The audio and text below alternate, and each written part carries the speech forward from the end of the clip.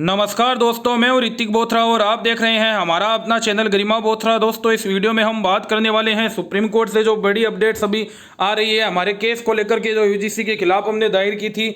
मैं आपको बता दूं दोस्तों कि जो सीनियर एडवोकेट अभिषेक मनु सिंघवी जी है, उन्होंने सबसे पहले प्रारंभ किया था जो भी अपने सबमिशन रखना विद्यार्थियों के पक्ष में। दोस्तों, उन्होंने, मैं आपको बता दूं, आज बहुत ही मजबूती से दलीलें रखी हैं। जो पहले वो स्टेट ऑटोनॉमी को लेकर के कह रहे थे, दोस्तों आज बिल्कुल भी नहीं कहा है। आज मैं कह सकता हूं कि दोस्तों अभिषेक मनु सिंघवी जी ने जो पक्ष रखा है, उन्होंने अपने अकॉर्डिंग दोस्तों बहुत ही ज्यादा मजबूती से सारे फैक्ट टू फैक्ट उन्होंने पूरा दोस्तों रखा है। तो मैं आपको यहाँ पे संक्षिप्त में पूरी दोस्तों अभी तक की जो हियरिंग हुई है उसकी डिटेल बताने वाला हूं और आगे बताने वाला हूं कि जो इतनी हियरिंग हुई है उसके हिसाब से है वो किस पक्ष में है, वो फैसला जा सकता है। ये देख सकते हैं दोस्तों, अभिषेक मनु सिंघवी जी ने 11:20 पर स्टार्ट करना शुरू किया था सबमिशन। उन्होंने सबसे पहले यह बात कही कि जो इंपॉर्टेंट मैटर है वो होता है राइट टू लाइफ और हेल्थ। उसके बाद में दोस्तों आप देख सकते हैं उन्होंने कहा कि जो कोरोना के केसेज है वो बहुत ही ज्यादा है, वो बढ़ रहे हैं। इन नंबर्स को देखते हुए राइट टू लाइफ है वो स्टूडेंट्स की सबसे ज्यादा प्रायोरिटी रखती है। उसके बाद उन्होंने कहा कि कई विद्यार्थी है जो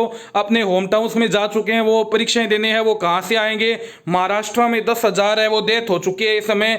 उसके बाद में उन्होंने दोस्तों उन राज्यों का एग्जाम्पल दिया जिन्होंने परीक्षाएं कैंसिल करने को लेकर कहा। महाराष्ट्र की बात करूं, पंजाब की बात करूं, वेस्ट बंगाल की बात करें, राजस्थान की बात करें, उड़ीसा की बात करें, इन्होंने कहा है कि उन्होंने है वो परीक्षाएं कैंसिल कर दी है। साथ ही आगे दोस्तों इन्होंने ये बात भी कही कि यदि इस समय ये परीक्षाओं की बात कर रहे हैं तो जो विद्यार्थी है वो न इधर का रहेगा न उधर का रहेगा, न वो अपनी हायर क्लास में एडमिशन ले सकता है, न अपनी जॉब अपॉर्चुनिटीज को है वो प्राप्त कर सकता है। दोस्तों आगे आप देख सकते हैं उन्होंने आर्टिकल 14 की बात की, कम टू द दिल्ली की पॉइंट पर आकर के उन्होंने कहा कि सबसे ज्यादा आर्टिकल 14 है वो हमें ध्यान में रखना चाहिए, जो कि डिफरेंट स्टूडेंट्स के लिए है वो डिफरेंट होते हैं।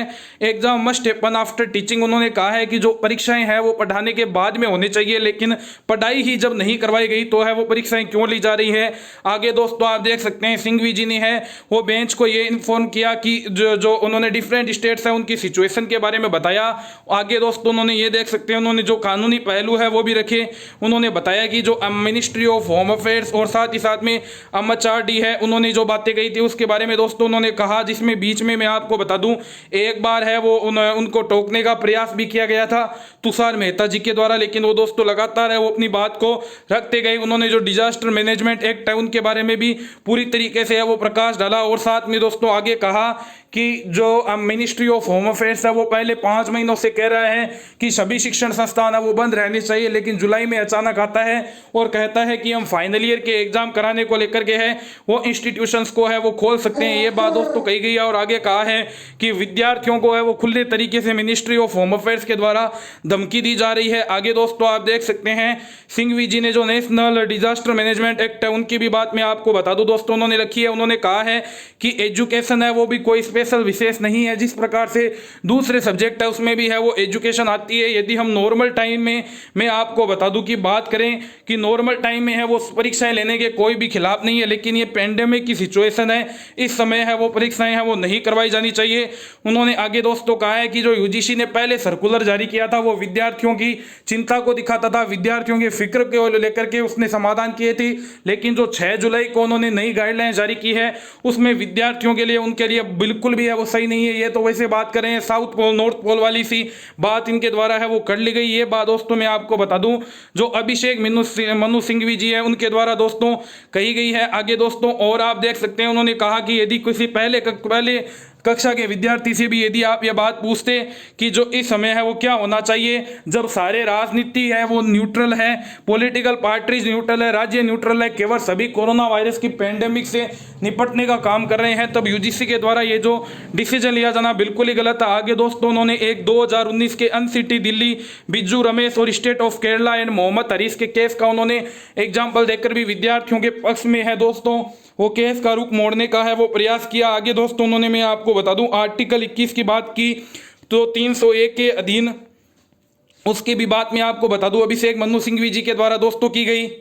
आगे दोस्तों देख सकते हैं सिंघवी जी ने साफ साफ बात कही कि नॉर्मल टाइम में कोई भी एग्जाम के खिलाफ नहीं है, हम एग्जाम के खिलाफ है तो वो है इस पेंडेमिक के सिचुएशन में, उसको भी है वो यूजीसी को समझना चाहिए। ये दोस्तों बात कह करके मैं आपको बता दूं अभिषेक मनु सिंघवी जी ने है वो अपनी बात समाप्त की। और उसके बाद में जो दोस्तों महाराष्ट्र सरकार की ओर से युवा सेना की ओर से जो वकील है सीनियर एडवोकेट श्याम दीवान जी, उन्होंने अपनी दोस्तों सबमिशन है वो रखना प्रारंभ किया। उन्होंने फंडामेंटल नॉर्म के बारे में बताया कि इस समय जो राइट टू लाइफ है उसकी सबसे ज्यादा हाईएस्ट प्रायोरिटी है वो होनी चाहिए। आगे दोस्तों उन्होंने कहा कि यदि मान के चलिए आप किसी भी विद्यार्थी को, किसी भी टीचर को, किसी भी परीक्षक को यदि कोरोना हो जाता है तो उसकी जिम्मेदारी है वो किसके द्वारा ली जाएगी, ये भी बात उन्होंने साथ में कही। साथ ही साथ दोस्तों उन्होंने कहा वेरियस सर्कुलरों के बारे में बताया जो डिजास्टर मैनेजमेंट एक्ट के द्वारा जो मिनिस्ट्री ऑफ होम अफेयर्स है उनके द्वारा बताए गए हैं। आगे उन्होंने कहा कि यदि लॉकडाउन नहीं होता तो हम वो यूजीसी की गाइडलाइंस का उल्लंघन नहीं करते, हमें भी परीक्षाएं करवानी पड़ती और हम करवाते हैं, लेकिन इस समय कंडीशन है वो बहुत ही ज्यादा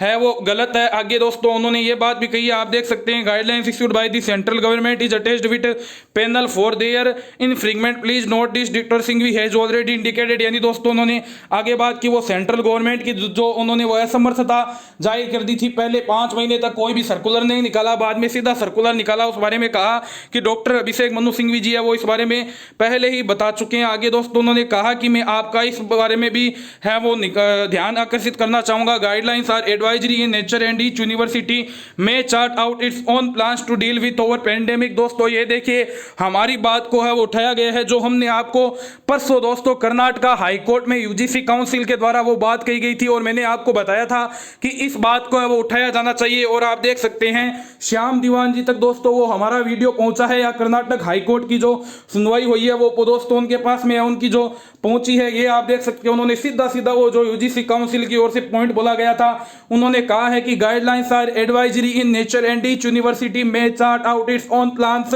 to deal with the pandemic. यानी उन्होंने कहा है कि जो यूजीसी की गाइडलाइंस है वो एडवाइजरी है, मैंडेटरी नहीं है, हर विश्वविद्यालय अपने स्तर पर इसको लेकर के है वो दोस्तों निर्णय ले सकता है। तो 12:15 बजे तक की दोस्तों मैं आपको बता दूं ये सुनवाई रही। आगे भी दोस्तों कोई भी सुनवाई के बारे में और अपडेट आती है आपके साथ में शेयर करके जानकारी दे दूंगा। दूसरा दोस्तों जो हमारा पॉइंट था कि हमें किस ओर जाता हुआ लग रहा है, किस पक्ष की ओर, तो मैं आपको बता दूं अभी हम नहीं कह सकते कि किस पक्ष की ओर निर्णय जा रहा है। ये बिल्कुल कह सकते हैं कि विद्यार्थियों का आज मजबूती से पक्ष रखा जा रहा है। सुप्रीम कोर्ट भी आज निर्णय देने के मूड में है, पूरे विस्तार से सुप्रीम कोर्ट दोस्तों पॉइंट टू पॉइंट है वो बात को सुन रहा है। लेकिन दोस्तों पक्ष विपक्ष की बात हमें तब पता चलेगी जब यूजीसी की ओर से भी है वो वकील बोलेंगे। पहले दोस्तों कोर्ट द्वारा यह कहा गया है कि जो यूजीसी के खिलाफ है यानी स्टूडेंट्स की ओर से जो वकील है वो अपना पक्ष रखे, उसके बाद में यूजीसी इसका काउंटर करेंगे दोस्तों। और यदि उसके बाद में काउंटर यूजीसी के द्वारा किया गया और उसका काउंटर यदि विद्यार्थियों के वकील करना चाहें तो वो भी कर सकते हैं, वो काउंटर करेंगे, तब दोस्तों इस बात की जानकारी मिलेगी कि किसके पक्ष में किसके विपक्ष में केस जा रहा है। धन्यवाद। कॉलेज परीक्षाओं से जुड़ी हुई कोई भी जानकारी, सुप्रीम कोर्ट की हियरिंग से जुड़ी हुई जानकारी पाने के लिए सब्सक्राइब कर लें हमारे अपनी चैनल गरिमा बोथरा को। मैं हूं ऋतिक बोथरा। वीडियो अच्छा लगा हो तो अधिक से अधिक शेयर करें।